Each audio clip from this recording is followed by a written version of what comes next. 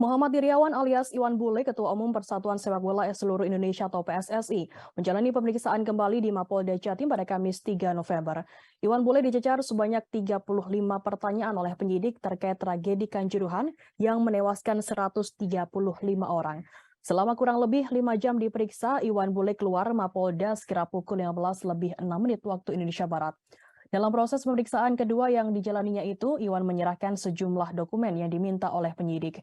Selain itu, ia juga dicecar sejumlah pertanyaan. Hanya saja Iwan Bule enggan menyampaikan pertanyaan dari penyidik yang sempat ditanyakan kepadanya. Juru bicara Iwan Bule, Ahmad Riyad, mengungkapkan pertanyaan yang diajukan oleh penyidik terkait pertanyaan tambahan atau baru dibandingkan dengan sesi agenda pemeriksaan pertama 2 pekan lalu. Selain itu, ada juga pertanyaan yang memiliki substansi yang sama seperti sesi agenda pemeriksaan sebelumnya, yakni soal peran dan fungsi PSSI. Mengenai dokumen yang dibawa oleh Iwan Bule saat pertama kali tiba, Riyad mengatakan dokumen tersebut berisi SK organisasi hingga daftar tugas dan kewenangan dari PSSI. Sementara itu, Kabid Humas Polda Jawa Timur Kombes Pol Dirmanto mengatakan Iwan Bule memenuhi panggilan pada pukul 11 waktu Indonesia Barat. Sebelumnya, Iwan Bule belum bisa memenuhi panggilan Polda Jatim karena masih ada kegiatan dengan FIFA yang tak bisa ditinggalkan. Dirmanto mengatakan untuk saat ini ada sebanyak 129 saksi yang sudah diperiksa oleh penyidik, 116 saksi dan juga 14 saksi dari ahli.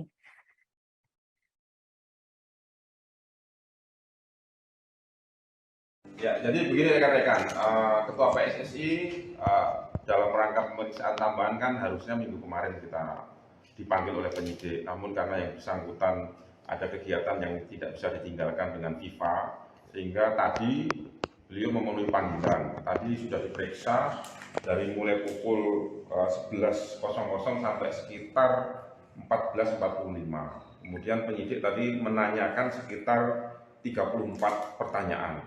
Ya. Kemudian dari total semua saksi-saksi yang sudah diperiksa terkait dengan tragedi ini ada sekitar 129 saksi. Kemudian terdiri dari 115 saksi dan 14 saksi ahli. Ya, ini mungkin update yang bisa kami sampaikan terkait dengan perkembangan hari ini. Potensi untuk tersangka baru? Ya, nanti kita tunggu ya, sebagaimana yang kami sampaikan kemarin, penyidikan itu sifatnya dinamis ya.